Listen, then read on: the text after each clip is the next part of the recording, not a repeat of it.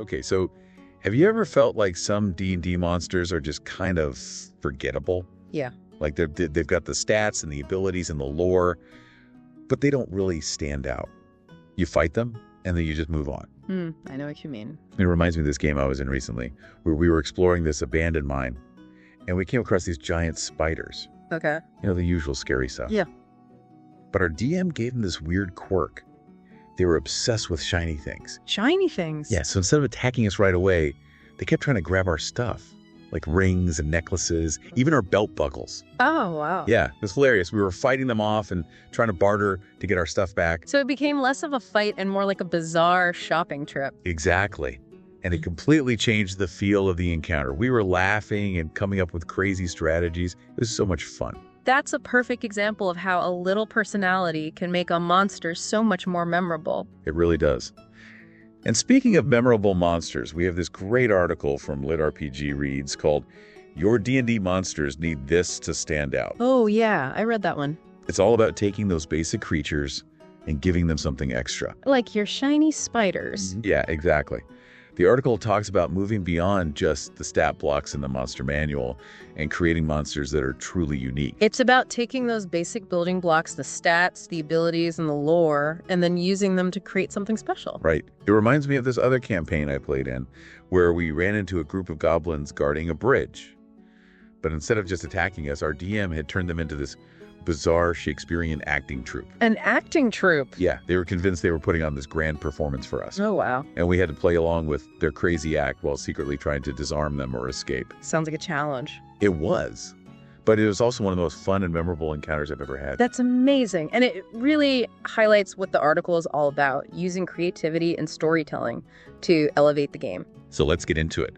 The article starts off by reminding us about the fundamentals of monster design. The core elements, the stats, the abilities, and the lore. Right. And it talks about how those elements work together to create the basic framework of a monster. The stats determine its capabilities in combat, how strong it is, how much damage it can take. The abilities give it those unique powers and tactics, and the lore provides the backstory. It's like the foundation of the monster. Exactly. But the article argues that even with all of that in place, we can do so much more to make our monsters truly memorable. And that's where personality comes in. Yes. Instead of just thinking about a monster's stats and abilities, we need to think about its personality, what makes it tick. So it's like taking a creature that might seem pretty basic on paper and giving it some depth. Exactly. The article gives us some great archetypes to work with, like the savage but protective or the playful trickster. So instead of just a generic orc warrior, you might have an orc who's fiercely loyal to their clan. Or maybe they have a mischievous side and they like to play pranks on their enemies. And that opens up all sorts of possibilities for how the players might interact with them. Do they try to appeal to the orc's sense of loyalty, or do they use their pranks against them? I love the examples the article gives, like a troll who's terrified of goats. A troll afraid of goats. Now that's a sight I'd like to see. Or a mimic that's obsessed with collecting shiny objects. Instead of just attacking you, it might try to trade with you for your treasure. Exactly. It's all about finding those little quirks that make them stand out. And the article emphasizes that personality isn't just about what the monsters say, it's about how they say it and what they do. Like where they choose to hang out or how they react to different situations. Imagine fighting a goblin who taunts you with riddles or brags about its supposedly vast knowledge of local history. That would certainly make things more interesting. It would, and it would give you a glimpse into the goblin's personality. So we've talked about giving our monsters personalities, but the article goes even deeper, to just giving them backstories. Oh, yes, backstories. A crucial element in making your monsters feel like real individuals. The article has this really cool table with all sorts of monster backstory prompts. It's got some great ideas. Like a lich who was once a noble hero, seeking a way to save their kingdom from a plague. That puts a whole new spin on the typical evil lich. Or a basilisk that was cursed by a deity and is now trapped in this monstrous form. That adds a layer of tragedy to the creature. It's no longer just a mindless beast to be slain. The article even suggests backstories, like a werewolf desperately searching for a cure, or a minotaur cursed to guard an ancient labyrinth. Those backstories add so much depth to the encounter. They give the players something to think about beyond just how to defeat the monster. Exactly. And it can lead to some really interesting moral dilemmas. Do you fight the werewolf knowing that it's suffering, or do you try to help it find a cure? It's like the article is saying that even monsters can have their own stories, their own struggles. And that understanding those stories can lead to more compelling and meaningful interactions. So we've given our monsters personalities and backstories. Where do we go from there? Well, the next step is to give them some unique abilities and tactics. I'm all for shaking things up. The article encourages us to go beyond the standard claws and bite attacks and come up with something truly special. Like what?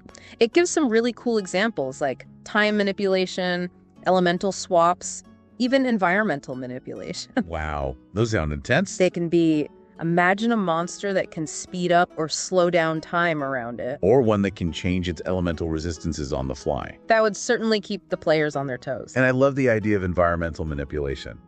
Like a creature that can summon swarms of insects or control the very terrain of the battlefield. It turns the environment into another enemy for the players to contend with. So we've given our monsters personalities, backstories, and some seriously cool abilities. What's next? Well, now it's time to tie those monsters to the world, make them feel like they belong in the setting. It's like world building, but for monsters. Exactly. The article provides a handy table that lists different monsters and their potential connections to the environment and society. Like hydras guarding cursed swamps or goblins who have formed a symbiotic relationship with elemental spirits. Those details add so much depth to the world. They help to explain why those creatures are there and what their goals are. It's all about creating a sense of cause and effect, making the world feel more alive and interconnected. It's about moving beyond the idea that monsters are just random encounters thrown in for the sake of combat. So we've given our monsters personalities, backstories, unique abilities, and integrated them into the world. What's next? It sounds like we're ready to unleash them on our players. Almost.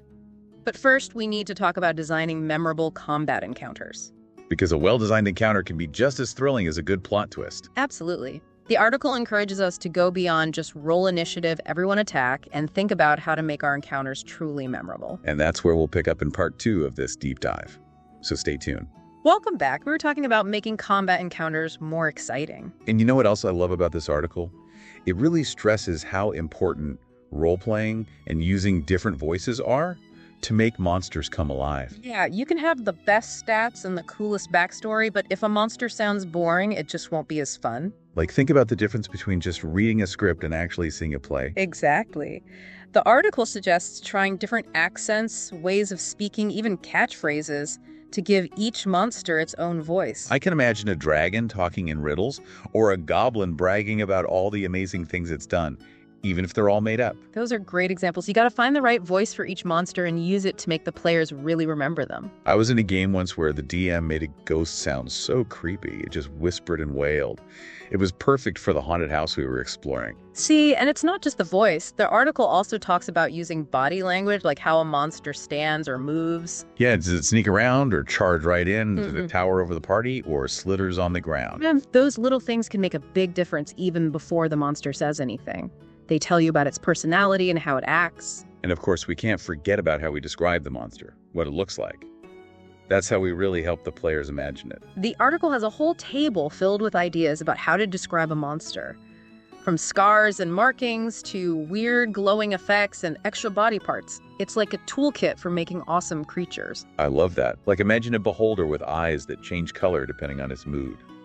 Or a frost giant with ice crystals stuck in its skin from all its battles. Those are great details. They make the monsters unique and memorable. Instead of just being a generic type, they become real individuals. And the article reminds us that describing isn't just about how things look. It's about all the senses. Like, what does the monster sound like or smell like? Yeah, what if it crackles with electricity or leaves a trail of poison gas? That would be intense. It would make the encounter so much more real. And you know what else is cool? The article even talks about describing the environment around the monster. Oh, yeah. Like if you're fighting a fire elemental, you could describe the air getting hotter and the ground cracking. Right. Or if you're in a spooky tomb, you could talk about the smell of decay, the sound of dripping water, the feel of cold stone. Yeah, it really helps to set the scene and make the players feel like they're really there. Now, there's another section in this article that I really like. It's about homebrewing and reskinning. I like those too. It's like taking an old monster and giving it a new paint job and a better engine. Yeah, we can tweak them to fit our campaigns and make something totally new. The article gives examples like changing a wyvern into a desert snake or a beholder into a living crystal. Ooh, those sound cool. I'm already thinking about ideas. Yeah. A desert snake wyvern could have camouflage scales and a poisonous bite. And a living crystal beholder could shoot beams of light. That's awesome. It's all about taking familiar stuff and making it different, putting it in a new place or giving it a new purpose. And the article says to be careful about balance when we do this. We don't want to make a monster so strong that it's impossible to beat, but we don't want it to be too easy either. Right. It's got to be a challenge, but it's got to be fair. The article has tips on how to make sure the new monster fits in with the rest of our campaign. And the best part is we can reuse old monster stats so we don't have to start from scratch. It's like having a bunch of monster parts that we can mix and match. Now, the last thing the article talks about is challenges and rewards. It reminds us that a good encounter isn't just about a hard fight, it's also about giving the players something for winning. Yeah, rewards are important.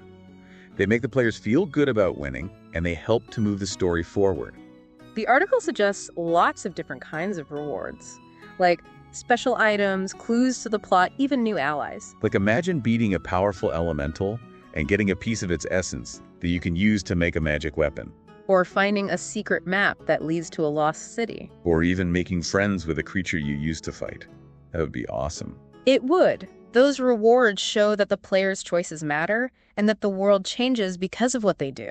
It's like the article is saying that every encounter should have a purpose. It should be part of the story, it should help the characters grow, and it should be something the players remember. And this article has given us so many good ideas for how to do that. It really has. It's like a treasure chest full of inspiration. But I think the most important thing is to use our own creativity and imagination. I agree.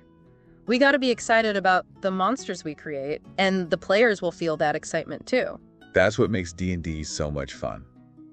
It's about working together to tell a story. And those unforgettable monsters, the ones that stay with us even after the game is over, those are the ones that make our adventures truly special. We've covered so much in this deep dive about making awesome D&D monsters, from personalities to backstories to unforgettable battles. It's been a wild ride, and the big takeaway is that we can make monsters more than just names on a stat sheet. We can make them really come alive for our players. It's like every monster is hiding something special, and it's our job as DMs to find it. Exactly. It doesn't matter if it's a huge dragon or a tiny goblin. Every creature can be awesome. We talked about giving them unique personalities and backstories and abilities that nobody expects. We talked about making them part of the world and creating fights that are exciting and tell a good story. And we even talked about how to use our voices and acting to make those monsters even more real. One of the coolest things I learned is that there's no one right way to make a great monster. It's all about using our imaginations and taking risks. And don't forget what the article said about rewards. They're important too. Totally. When players win, they should get something cool for it. It makes them feel good, and it keeps the story going. Whether it's a magic item or a clue or even a new friend, those rewards show that the player's choices really do matter. It's about making the world feel real and showing that it changes because of what the players do. If you want to learn more, definitely check out LitRPG Reads and the work of Paul Bello. He wrote this awesome article, and he's got tons of ideas for DMs. So as we finish up this deep dive, we have a question for you. What's the most memorable monster you've ever faced in a D&D game? Was it something scary with a twist? Or maybe a weird creature that made you laugh? Or even a villain with a sad story? Tell us about it in the comments below. That's what makes D&D so special. We all get to share our stories and create something amazing together. And those unforgettable monsters, the ones we remember long after the game is over, they're the ones that make our adventures truly our own.